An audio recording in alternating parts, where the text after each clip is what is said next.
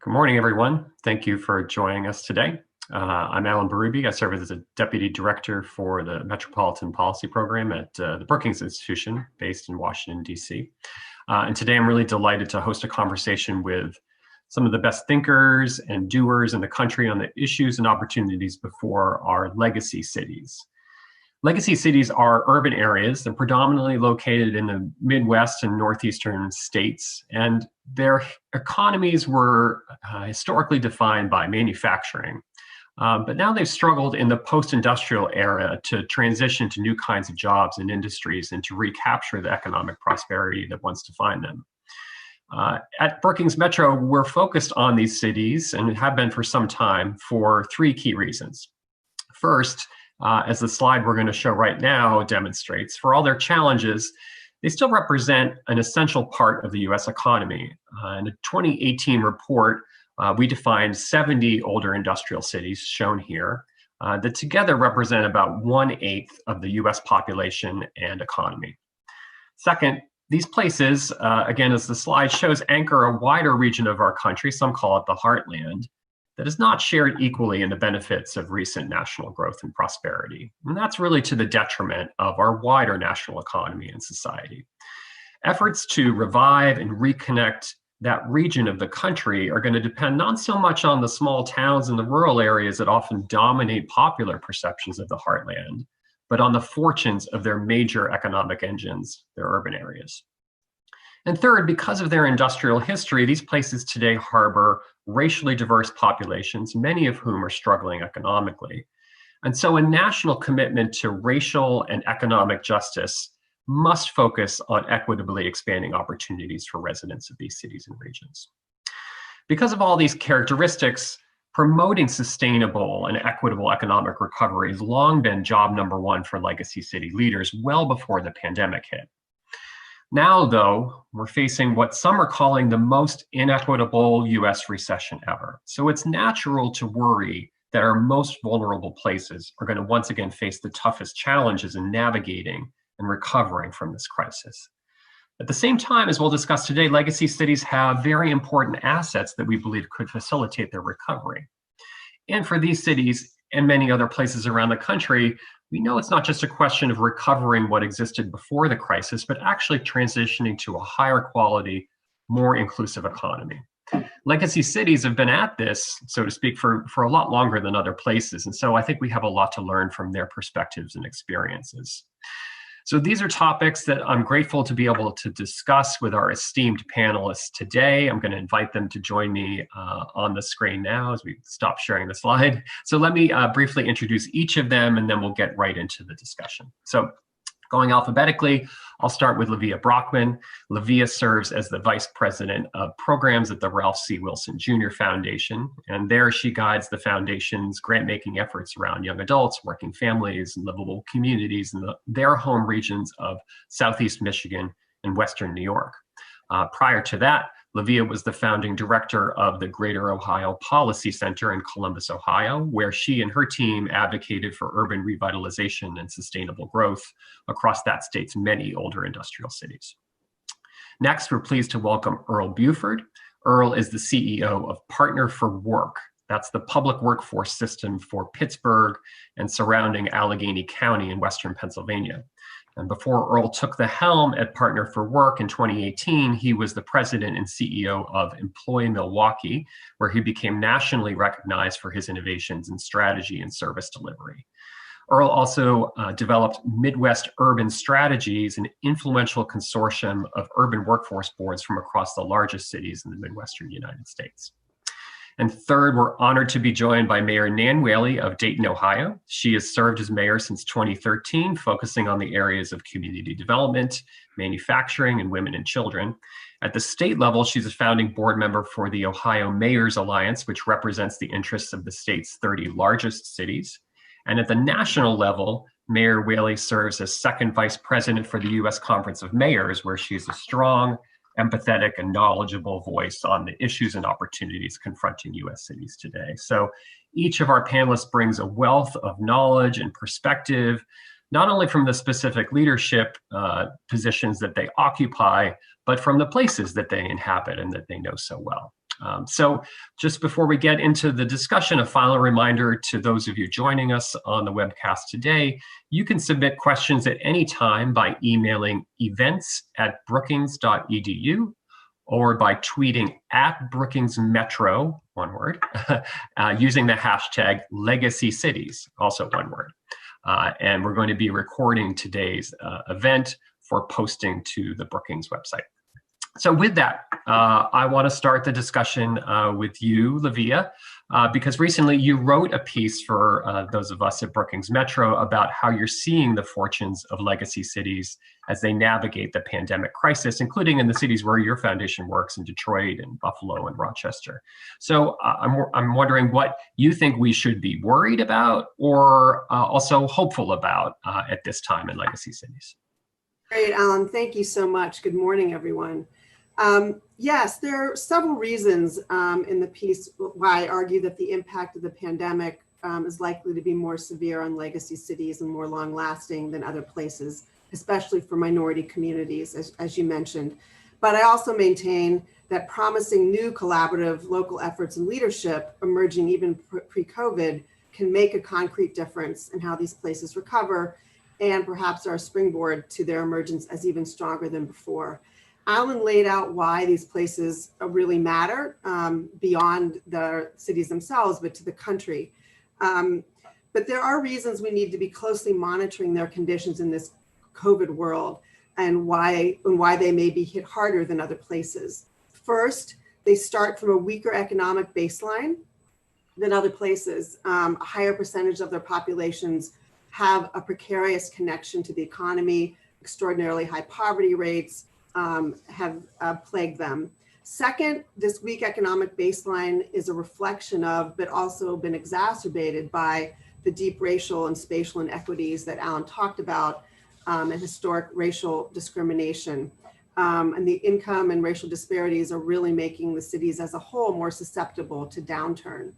Third, the lack of economic growth that has contributed to more stressed local budgets and greater fiscal challenges, constraints, that's meant in general weaker city systems, education systems, the workforce training systems, small business support systems, and even basic public service systems. Fourth, the world-class medical centers, universities, and cultural institutions that were the product of these prosperous legacy historic industries like steel and auto have anchored the recoveries of many of these places. And these institutions have really been much the modern day generators of jobs and spin-off businesses, but they are challenged and threatened during this COVID crisis. And commercial corridors that have also anchored these places are being devastated by small business closures. And then fifth, the automation in the workplace that was already occurring, but is being accelerated by the downturn, is resulting in more displaced workers, particularly in places like these that are generally not high-tech centers. So a higher share of the jobs are in occupations that are susceptible to automation. So that sounds like a litany of challenges. But on the other hand, as compared with the Great Recession, there's a strong case to be made that these cities are positioned to rebound from the crisis better than they did from the Great Recession, and possibly relatively better than other cities. So first, I would say these cities had more momentum going into the COVID crisis than in the past. And then pre-Great Recession, there's been a longer period of growth and expansion, emerging market demand by millennials, for instance, for core city and neighborhood living, and a renewed commitment by the nonprofit, public, and private sectors to invest in these places.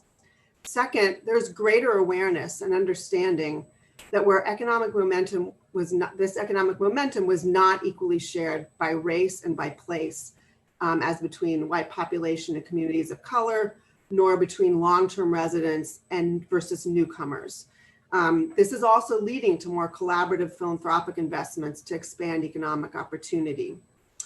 Finally, the combination of the economic momentum of the last decade and the devastating impacts actually gave rise to leaders' ability to transcend a culture of scarcity kind of mindset that understandably had characterized these places, resulting from many years of closed factories and other economic setbacks, but instead bolstering that culture of resilience that we find in so many of these places and that typify many of the cities.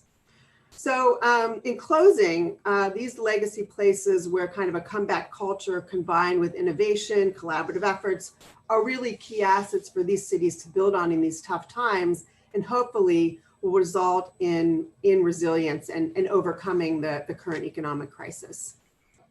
Great, thanks for laying that out so clearly and compellingly, Livia. So with that, I want to turn to our other panelists. Perhaps we'll go to Mayor Whaley first and then to Earl to check in with you and see if Livia's description resonates with you. You know, how did things feel in your places from an economic standpoint prior to the pandemic hitting? And if you were there, or if you were in a similar place the last time we entered a recession back in 2008, I wonder if things feel different this time. So what do you have to say to that, Mayor Whaley?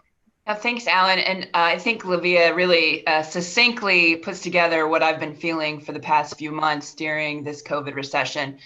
I was actually a city commissioner during the Great Recession, so I've been at City Hall for about 15 years. And let me be clear, the Great Recession was a feeling of rock bottom for the Dayton region. I think we lost around 16 to 18% of our overall job base for the entire region. 65,000 jobs in the region just left.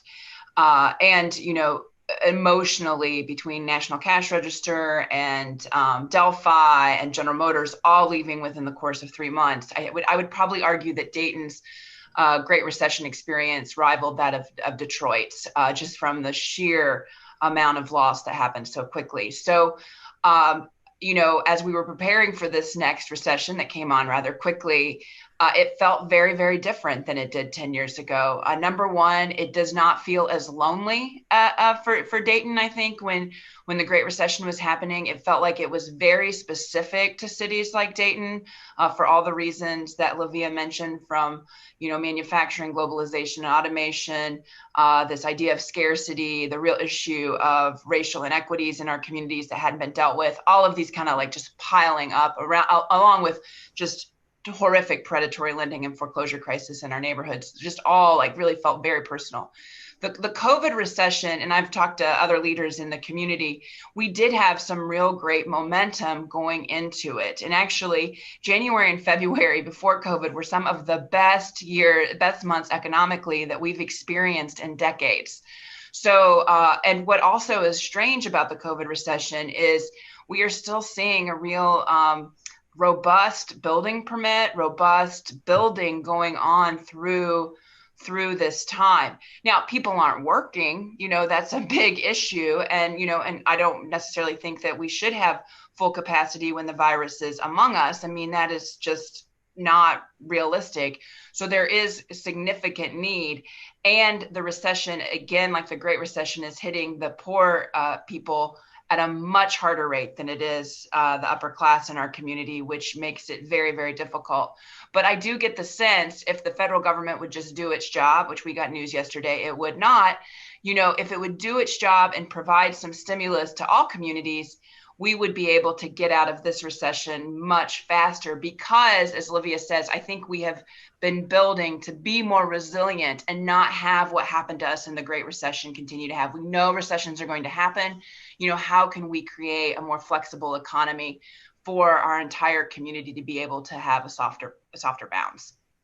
Thanks, Mayor Whaley. I want to return later to this question about the role of the federal government and the state government at this time.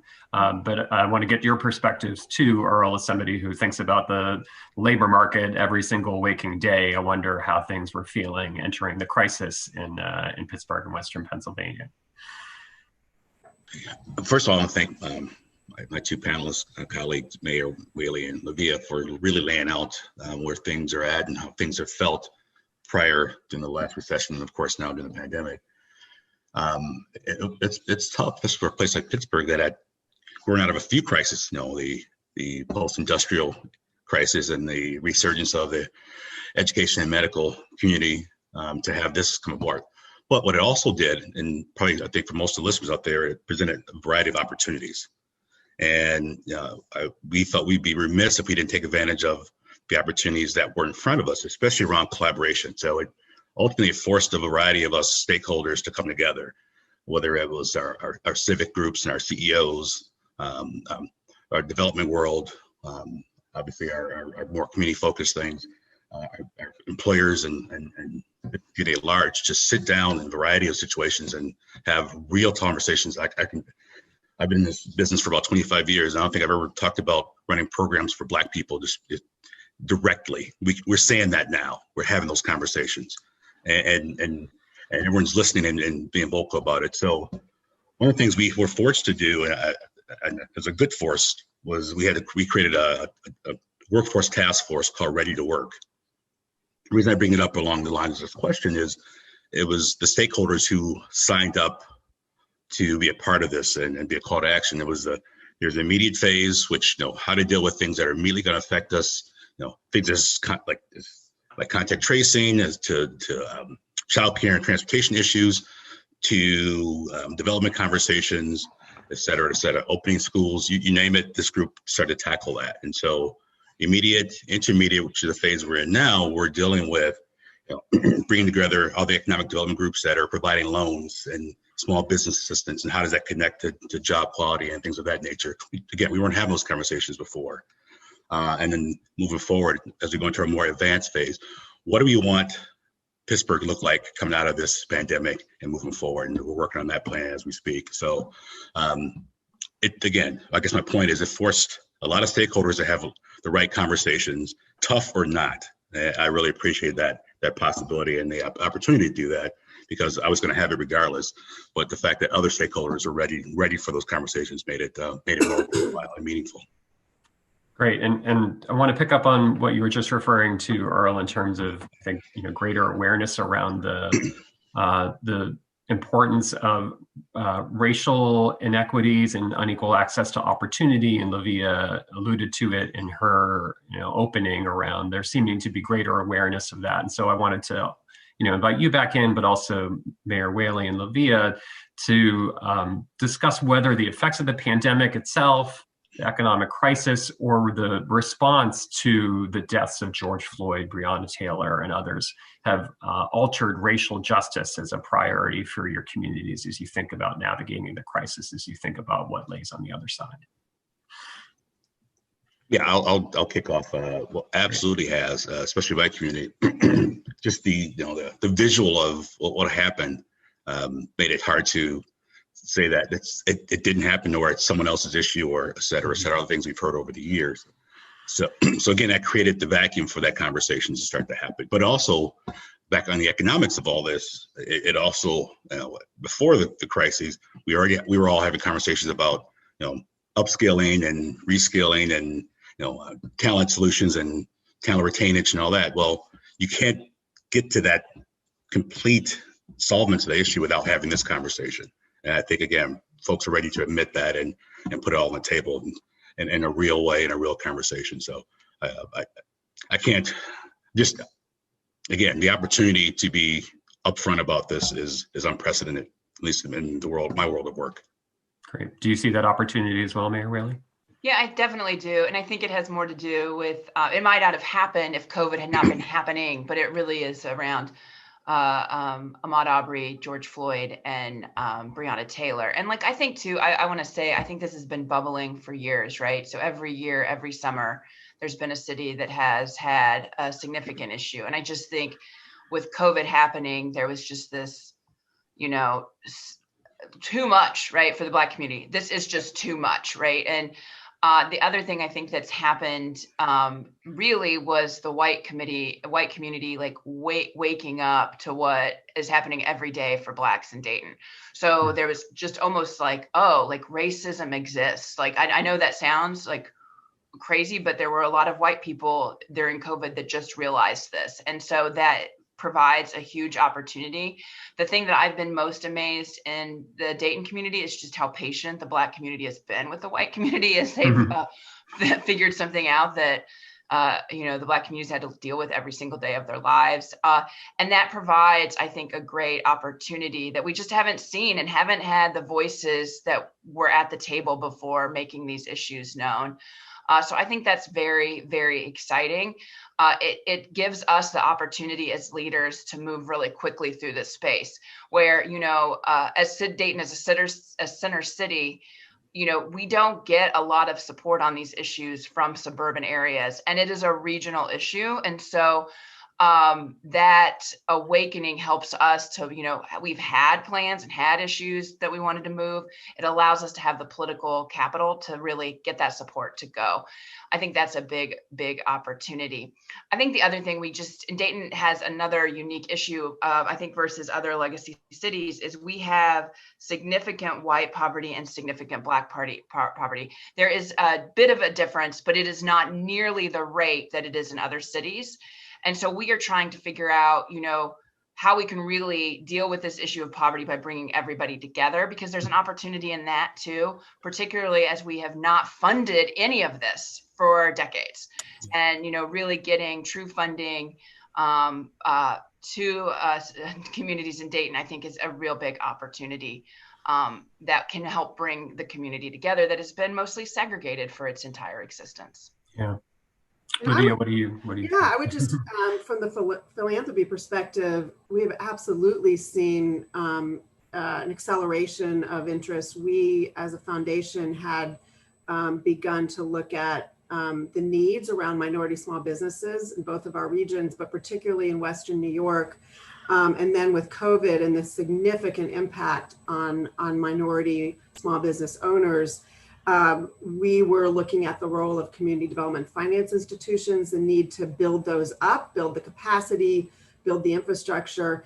And when COVID hit, we had 3 to 4 new partners come in and join us in funding a new fund called the Open 4 Fund in Buffalo that is going to be putting loan capital out to CDFIs, providing support for technical assistance, realizing, the substantial need that, while it's been there all along, is even more acute than it was before.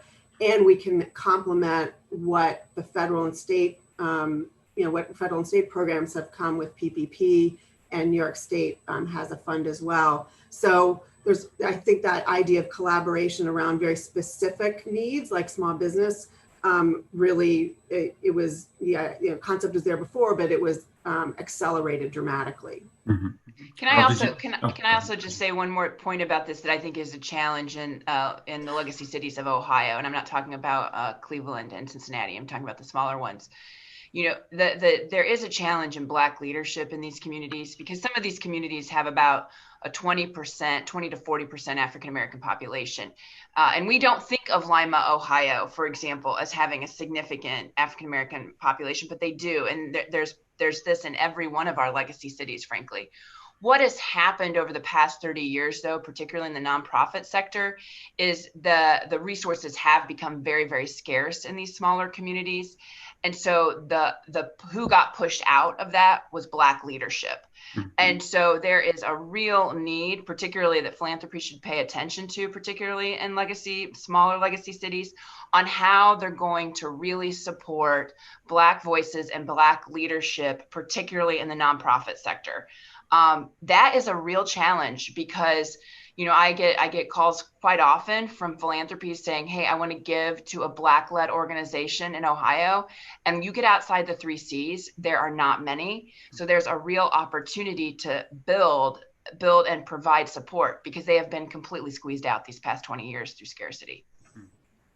Any of those dynamics, just want to come back around to you, Earl, any of the dynamics that Mayor was just talking about resonate with you? Yes, but I want to go back to a point the Mayor made earlier about this is, when this was the first time we've had upheaval and issues in our cities. As a matter of fact, one of the reasons I helped create the Midwest Urban Strategies, which is now 14 cities across the Midwest and the Mid-Atlantic, was because this is on the back end of Ferguson, Detroit, Milwaukee, all those that occurred within months of each other. And quite frankly, city officials and workforce leaders started having conversations, and that one thing led to another.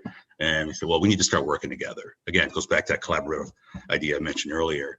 And so it's sprung into a larger association of us cities, working together from a community practice to fundraising together to creating initiatives and some policy conversations. But the point is, it all started because of the upheaval in our particular cities. And I just named 3 out of the 14 I think all of us have had over the course of the last 25 years, whether it was Cincinnati and others who've had it. And Pittsburgh has had some unrest at the community level that needed some repairing. Yeah. So I want to just turn for a second to kind of what your communities are going through economically right now. We've already alluded to some of this in the conversation, and just to sort of test the national narrative about the economy against the experience of the cities where you all live and work. So where we are in the kind of national economic state of affairs is we've gained back about half of the jobs we initially lost in March and April. The unemployment rate is back below 8% nationally. And there's a lot of worry about a kind of broad sector that includes retail, restaurants, hotels, and the arts. So I guess I wanted to ask each of you, does that national state of affairs mirror what you're seeing in your communities? Is that the state of the labor market? Are those the sectors that are affected, or is something distinctive about the experience of legacy cities and the crisis? So maybe let's start with you, Mayor, if you wouldn't mind, and come around to Earl and Livia. Yeah, so I think that like I mentioned in the opening, I think the COVID recession is felt very similarly across cities across the country. If anything, I think actually the larger cities on the coast may have felt this a little deeper because of just their sheer density. And we joked at City Hall, it was the first time in our lives we were happy that we didn't have as dense, where we've been fighting for density for a while. We were, okay, we have some space. This will maybe not be so bad for COVID. Finally found a reason for that.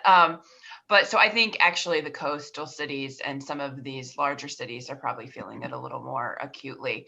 I'll say this though, it is not going to be sector specific. We'll see Amazon do fine and these big guys do fine, sure. But, I got a call yesterday, the hospital is laying off. You saw, with the lack of stimulus, there's just a real fear now because most of these cities are also, they experience winter. And winter is going to have a real a dramatic effect on how we behave through COVID. I mean, I can speak for myself personally. I knew that I would go out and eat at restaurants to support our restaurants when they had outdoor seating. We just know a lot more about this virus than we did last March. And there will be a lot of people that do not participate in the economy because they have to be inside in our communities. And that is going to affect the overall, economy. The other thing I think is what I've noticed from small businesses, and I like to use like 50 and below when I define small businesses, not 500. That's a big company in Dayton. So 50 and below, when I talk to them, they are hanging on by their fingernails, right? So they have gotten to this point. They have not made any money this summer. They have tried to stay in for their employees, for the benefit of their love of their business, which is probably a lot of these folks' mission and vision.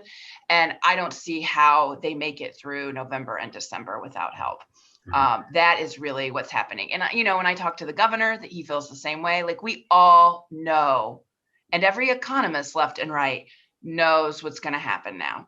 And when the announcement came yesterday that no package was coming, everyone needs to buckle up, because that is going to be very difficult this winter. And you will see those numbers go up, and you will see people just give up. And that's what's most frustrating about just how out of touch he is in Washington, D.C.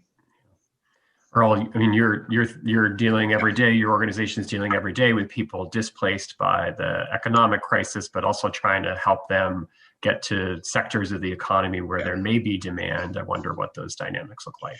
Well, first and foremost, every city, every state is dealing with high unemployment claims. So, matter of fact, I've heard reports of a few states dismissing their secretaries of labor who, because of these high unemployment numbers, that's a thing right now. So that's pretty serious. So for us, we've really had to focus more on, Mayor Nan mentioned earlier, the big boys are doing okay. We have tremendous job orders from the Amazons of the world, and we have a lot of direct hire strategies right now, which is something we learned in the Great Recession is there's a lot of direct hire strategies needed, direct hire confluence needed. So we jumped on that right away and started matching skills to job orders, and right now it's happening in thousands of numbers. But with our Medicaid population and our small employers, that's really the biggest issue, is how do we get them some skilled or upskilled into those job orders that they're definitely on the ground. We know across multiple sectors, we're seeing high job orders that reemerged in the past few months, which is a great thing. But now let the matching begin. And in some situations, we have, believe it or not, haven't had the right equipment to deal with that matching. So that's another conversation for another topic. So that's I mentioned earlier about partnering with our economic development agencies and our CDFIs as they're providing loans to these companies, and also some of our larger companies with their supplier diversity partners. How do we start to use resources and tools such as transitional jobs, such as on-the-job training, wage subsidy for those employers, and then match that direct hire strategy? So it's, again, that collaborative nature I mentioned earlier. This pandemic has forced us to put all of our tools and resources on the table and start to see what's going to fit, because the numbers are so high. Yeah. Particularly come out of with our unemployment claims, and as the mayor mentioned earlier, the lack of follow-up that's happening now, and I'm really worried about the next 6 months more than anything else. Yeah. I think that's a theme shared across many cities, but particularly those, as Mayor Whaley was alluding to, in the colder part of the country, where there are just inevitable effects on already affected sectors. Can I say too before Livia goes? I think as we've kind of watched this virus rage, it rages in a way that it goes to like buckets, right? So it did like Boston, New York. It's always kind of smoldered in California, and then it goes into the South. And it hits the South, and now we see it hitting like the upper Midwest. Really, my section of the country has not gotten it the way that other places have, and it's really only a matter of time. I do believe us all going inside and not wearing enough mask coverage is going to rock Ohio, and so you're going to have that on top of not having any federal help.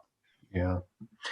Olivia, I did want to just give you a chance to get in on this question about the specific effects that you're seeing in the foundation's home regions. And you and I have looked at some of the data across legacy cities generally, which I think line up with what Mayor Whaley was saying, is that there's a more of an evenness to the effects of this recession than perhaps the Great Recession. But as you alluded to, there are drivers of these legacy city economies, these anchor institutions, these commercial corridors, and I wonder what sorts of pressures you see those things under in the places. Yeah, definitely. So I think we're, the commercial corridor piece, there have been programs that were starting to be implemented a couple of years ago, actually, the Strategic Neighborhood Fund in the city of Detroit that really focused on 10 neighborhoods and some key commercial corridors. Same in Buffalo as an example.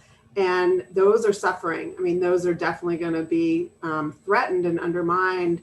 I think we're all waiting to see, if there is any kind of rebound and how, and the amount of support that can come from the public sector to keep these small businesses afloat. But that definitely affects the commercial corridors.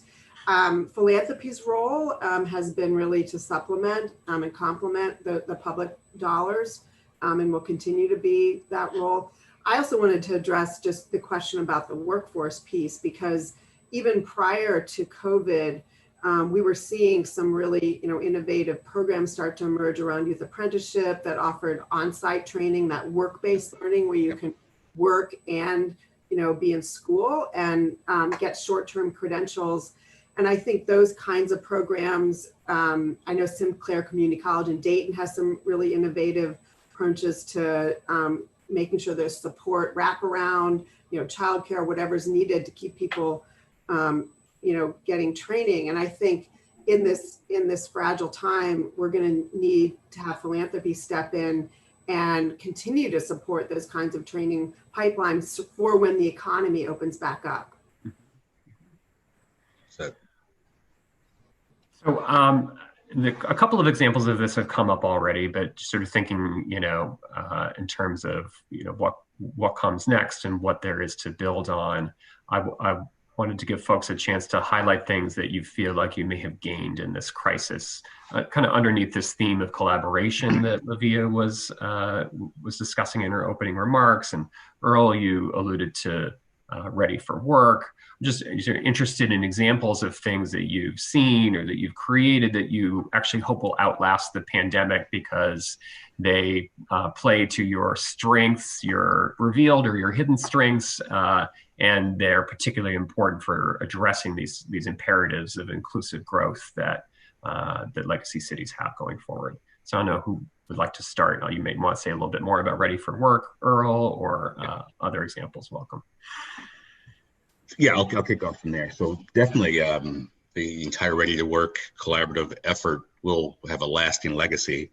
One of the key things is under the umbrella of this, we created a variety of subgroups that, and really it was quite frank opportunity for me to, as workforce practitioners, we're always banging on the door to get in some of these conversations. Well, it's now it allowed me to attach ourselves to a lot of these things. So I mentioned the economic development groups, and so really I'll go down the line. So from an economic development standpoint, getting the city's ED office, the county's ED office, our local CDFI, our local redevelopment authority, all together in one room monthly, talking about their efforts and how to establish a workforce effort, whether it's programs or the job quality conversation, forecasting. That's never happened, at least not in this community. So that's one major piece.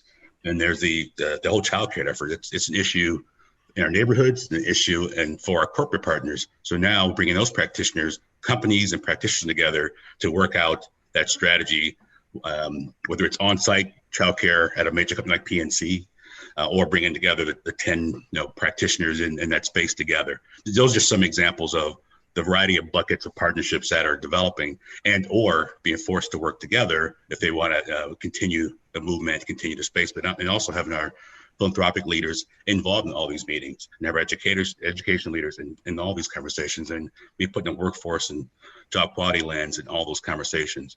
It's a lasting thing. So I think you'll appreciate this. So one of the long-term effects is regional planning that's going to happen. We have to do it as workforce boards, but getting the municipalities involved in this long-term planning, getting our civic association involved in these long-term planning conversations are next to unheard of. So one of the efforts under the guise of JPMorgan Chase's Advancing Cities outline, we're developing what we call Advancing Pittsburgh. So using that model, whether we apply or not, it's actually irrelevant at this point. It's the fact that we're using that platform to really think about long-term and planning-wise, what we want to look like moving forward, and how do these subgroups and partnerships and collaborative efforts start to stick and become just a part of the norm moving forward. So again, sorry it takes a pandemic for these things to happen, but here we are. I mean, it's really interesting though that you didn't point to like, it was this program or was this initiative, but really these relationships that have been strengthened in the face of a crisis, and how important those are for the ongoing business. One more to add to that, Alan, is with the unrest is we're now looking at a police intern initiative that was actually piloted in Milwaukee. It's some leaders called for this, and luckily we had partnership with our MUS partners who had done it already to say it's now time to bring this police ambassador, police internship model here in Pittsburgh as a way to bring to light opportunities in moving forward, but also that bridge to the community that's so necessary and needed around jobs and equity. Yeah, that's a really interesting example. I just wanted to piggyback on that for a minute, because Earl, it's really interesting what you're describing, because we're seeing in places where we fund that while this crisis is dramatic and very devastating, I think what you're pointing out is sort of a window for addressing systemic problems and sort of the infrastructure needs, and where the workforce system has been so fragmented. This is almost an opportunity to address that fragmentation, and we're definitely seeing that in our two regions, that there's almost a weird opening, a strange opening to do that. And hopefully those fixes will be for the longer term. In Buffalo, there's a setting up of a new tech hub to train people who would never be trained with IT skills. So we're seeing that as well. On the sort of positive side, knowing that there are also still so many challenges. Yeah. Mayor, what are those, what are there renewed relationships or new relationships in Dayton in the region that you're seeing the opportunity to take advantage of? I mean, I have not seen the region really fortify very well through it, frankly. I mean, we've had some issues, I think overall. Dayton is a pretty progressive city surrounded by pretty conservative area. And frankly, the partisanship and the nature of the politics right now is really affecting this community and the civil unrest. And so I wish I could say that is something that is just not happening here. I think it has to do with the stress of COVID overlaid with civil unrest. There's big opportunity where some people are moving in, but there's just big swaths of the region that just simply don't get it. So that's a challenge. But I do think what I've noticed, particularly for mid-sized cities, is there's this huge relook for, I'm going to come back home. I don't want to, I want to live in a place that's close to my family. We've had a lot of people do that over this period of time. I don't know why I'm spending so much money. I'd rather just live in a place that I know that isn't as expensive. So our marketability is much better. I've noticed that for the cities of Ohio, particularly, where we do have, placemaking once you're able to use it again, but it's not just so expensive to live. I think when people are stuck in apartments that are very small in some of these larger cities and paying so much, I think there's this question, and that does actually help cities like Dayton, Ohio. Yeah. So I think that's a big, what I've noticed is a big opportunity for us, because we still have this placemaking, but it's just, way cheaper here. Mm-hmm. And Earl and Livia, each in their own ways, sort of talked about the renewed role of philanthropy. And, Dayton and other mid-sized cities, local and regional philanthropy, not always as big a player as it is in places like Detroit and Pittsburgh. But I'm wondering if you're seeing anything new on that front from where you sit, Mayor. No. I mean, there's just no real philanthropy money in Dayton. So, yeah. I mean, that's a big issue for mid-sized cities across Ohio. Yeah. And still continues to be a challenge, So, I mean, that's why when federal money is gone or doesn't come, it affects, communities, in Ohio at a much greater rate that aren't the three Cs. Good. Well, go ahead, Earl. I was just going to say, I want to follow up and offer to Mayor Nan and the Dayton's workforce system to join the Midwest Urban Strategies, and I think that group could be really helpful in this conversation as that group is pulling together larger public discretionary dollars and to support local areas, but also philanthropic partners are supporting that. So I'd love to talk to you about getting your great work and more support for you. Sure, thank you. Okay. I'd love to do business on Brookings webinars. It's great. Thank you for the opportunity. All right, so we've been going there. I've been holding back the dam a little bit on the policy and the fiscal conversation here, but I want to get into that now because we have a diverse audience on the webinar today, including people who make policy at the state and federal level. So I just sort of like to talk through one or two essential policy priorities for legacy cities, and or sort of assuming at some point, probably not soon enough, but assuming another package from Washington, what do you regard as the really key priorities for aid and assistance in your cities? I don't know if you want to go first on that, Mayor Whaley. Well, sure. I think for us and mayors across the country bipartisanly have pushed for aid, local revenue replacement for cities themselves. Each city has different priorities. It makes sense to us that you put the money to the cities directly. What happened on the CARES package the first time is cities over 500,000. So really excluding, it's only like 38 cities in the country that received any sort of CARES money directly. To really, and some of the, we got some funding from the state, like a total of 15 million, and it came like 2 weeks ago. So not very good planning when you have to spend it by December 31st. Having a longer tail on it would be helpful as well. But for us, that's, I think, the biggest issue. And we also pushed and we really supported the HEROES Act that Speaker Pelosi put forward, because she recognized that cities were the key to economic recovery too, right? So we know the places and the corridors that we need to invest. We know where we need, broadband access. We know where we need investments. And these communities are ready to go. So, and putting that money into cities to really invest and develop is the fastest and best way toward economic recovery. Certainly, if we're waiting until first quarter now to talk about any sort of funding, I don't think you can get away with any sort of conversation for cities without some sort of infrastructure package. Mm-hmm. That's everything from broadband to bridges to sewer lines. The infrastructure issue in our communities in legacy cities, but across the country, is a dire situation, and it's a huge job creator again. So when you talk about putting people back to work, it's an easy way to go. So I feel like we're all ready and primed for this work. It's just we don't have a partner in the federal government. Yeah. Do you feel similarly from the standpoint of workforce systems, Earl? Resource-wise, if you had access to new resources, what would be the highest and best use for you all? Well, I'm glad you mentioned resources. Obviously, there's been a continued decrease in our funding for the past 20 years. So any resources that will come support the system is necessary and needed.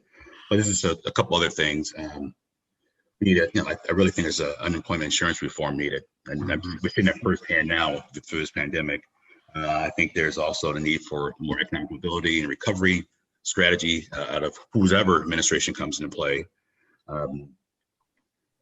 Supporting lifelong learning, and all those things are about resources. But really what it comes down for me as a workforce board, and I think most of our partners throughout our consortium I mentioned earlier, but also throughout the network of workforce systems, is local flexibility. When the WIA was created, they put the I in workforce system for innovation, but didn't give us any resources to be innovative. So here's, local flexibility will allow us to do the things that make sense in our local areas, provided they meet measurements and all these other stratums that we have to meet as systems, but give us the flexibility to do, the right kind of business development, the right kind of supportive services, all those things that are really going to help a local supply and demand reach its potential. And Livia, what are you hearing from local leaders in the foundation's home regions about, assuming just a kind of general level of need and the sort of revenue replacement that Mayor Whaley was alluding to? What do you feel like are the top priorities for addressing near-term needs in your places? Yeah, I would echo what Mayor Whaley said, that really just ensuring that there's ongoing support for fundamental fiscal needs. But I think that in Michigan, for instance, there's been ongoing conversation about supporting the role of community colleges, and I think that back to Earl's point that this is the time to kind of double down on some of these critical institutions that, we don't want to see wane, because they're needed now more than ever. And they will be needed, as this crisis goes on and hopefully subsides. Great. I want to turn to a couple of questions that we received during the webinar and a couple submitted in advance that I think are smart and deserve some conversation. We've talked a lot about the racial justice moment in legacy cities, but we also know that legacy cities have long relied on and benefited from immigration too, both historically and today. And so we got a question about the effects that you all are seeing or anticipating from what have been really extreme refugee restrictions and new DHS restrictions on student visas for the vitality of your neighborhoods, for the vitality of your institutions. And I know Mayor Whaley, from Dayton's standpoint, you've really embraced your role as a welcoming city for new Americans. So I wonder if you have perspectives on that question. Yeah, so this has been happening since the beginning of the Trump administration when the refugee number was really tightened, and it's affected our ability to continue to attract diverse folks into the community. It's definitely affecting that, and it's each year it's less and less because of the number allowed into the country. And obviously we support a larger number. We have, I think sent letters. I have to be honest, like on nearly every immigration issue, we have sent a letter of support on and also sued, as a partner in that work. So, for us, it's really just a policy of an administration that needs change. And we look forward to hopefully that happening, frankly. Mm-hmm. Mm-hmm. Any perspectives from Pittsburgh or Milwaukee or legacy cities generally on this question of the role of immigrants and recent effects? Yeah, the conversation we're having again this is at the workforce practitioner level and board level is as our traditional Title II partners, which are our literacy partners, are in that space more than we are, and so a lot of us are putting resources to support their efforts, particularly on the support and services, but also adding reskilling efforts that weren't attached. Again, these systems coming together because they needed to. So a lot of us are doubling down and supporting our literacy services as they take on more and more to deal with this issue. So I know that's what's happening on the ground. Yeah. Policy level, not as involved in that, but I think Mayor Nan said it really well that a lot of the lead elected officials that we're dealing with in our respective cities are echoing her sentiment, which again has spurred us to add increase resources to again add this to the pipeline and make sure that they're a viable part of our working communities. Mm-hmm. Mm-hmm. There was a real concern here about a few months ago where there was going to be just not only for the partner visa piece, but during COVID, there was a ruling that came out that students born not from here were not able to go to school unless it was full-time and not online. And luckily they reversed that, because that would have collapsed, I don't know, the University of Cincinnati, Ohio State University, every large university and small university in the state of Ohio. There's just clear, like, no thoughtfulness around any of this when we're talking about bringing talent to the country, or just having a sensible immigration system. It is completely and totally inept and broken. Yeah, and I think a skewed and outdated view of not only the value of immigration, but the places that rely on immigration. Right. I don't think people think about legacy cities first and foremost when they think about immigration, but it has been such a boon to these communities. Well, and let me say, we're talking about talent in a lot of cities and communities that need doctors that typically are foreign born. Especially across Ohio, that is a very normal thing in rural areas. We're not going to get that, and they're not going to get the services they need. So we're talking about life and death services for the people that even live in these communities because of a completely inept immigration system. So, I feel a bit lucky in Dayton that we still have a system that's moving forward. We're able to bring in the max allowed. Would we like more? Absolutely. But, it's like, I'm sorry, I'm a little cranky this morning. It's like the long list of things that are just completely screwed up in Washington, D.C. They've been building up for a while, so I don't blame you, Mayor Whaley. Livia, did you want to get on this? I was just going to say, from a broader perspective, the places pre-COVID that we're starting to see stabilization of their populations or an increase, it was primarily due to, in many cases, due to immigrants who were coming and living in, whether it's Allentown or Dayton or Detroit. Right. Yeah. And I wanted to tie this question about immigration and population to a question that we got from another audience member about the I know the sort of the role and the future of small business in legacy cities, given the need to maintain population and population growth to support a vibrant small business community. As leaders in these places think about recovery, and Mayor Whaley, you alluded to the fact that many of these folks are hanging on by their fingernails right now. Sort of what does the future of the role of small business in legacy cities, what might it look like in a way that is sustainable and wealth producing for that segment of the economy? I don't know if you have any thoughts on that from the philanthropic perspective or the mayoral perspective. Yeah, no, I mean, I think I'm still very bullish about this, right? So, for us, it's okay, how do we get through and how do we help these businesses get through the next 4 months? Okay, either alone or with help. Like, what do we do? Because I do believe that it's about a 4-month issue right now. And so that's like where we are, but we are very aggressive about small business development. In Dayton, for example, we have invested almost $100 million overall to this area called the Arcade, which is a redevelopment site in the center of the city where the University of Dayton is bringing its entrepreneur center there and figuring out ways to have nodes into the neighborhood for small business development, right? And this is like a core strategy for the urban center around it. We truly believe, number one, that the way for us to have a diverse work, economy, so we don't get in the situation that we were in 2008, is through this. And we don't believe in the notion of, bring a factory in and it's all going to be okay. So we are like very committed to this idea of build our own. And I still believe that, like, we're working through that. And, our job right now during this really difficult time is to find ways that we can get these guys to hold on. But yeah, I think that it's very key. And really, not only is it like important for the economic driver of job creation, but it's also what will provide Dayton to be a unique, authentic, real place.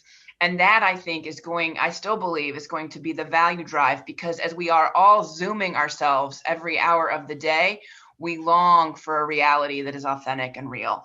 And so coming out of COVID, I think that will be even more important. And that's the work that, I get excited about, and, I'm truly committed to that, because I think that is the key for Dayton's success long-term. Olivia? So I would totally agree with that. And Detroit, 80% African-American, majority of the businesses are minority owned, but and a majority of them have been threatened. 40 to 60% are looking to either in partial or full closure since COVID. And hopefully they will be revived with, and stabilized with the federal support as well as philanthropic support. But these businesses have been the sources of the revival of these commercial corridors, restaurants, retail, all of that. And it really is representing, it constitutes this authentic experience. But more than that, it provides jobs. And they are often the ones that can't get loans from traditional banks, from the conventional loans. So there has to be a really strong alternative system of supply of loans and loan capital, as well as technical assistance from soup to nuts. How do you think about starting a business? What do you need to keep it going? And that's very much where I know our foundation, but others as well, have been even pre-COVID, but now we see this, as I mentioned, these efforts have been accelerated.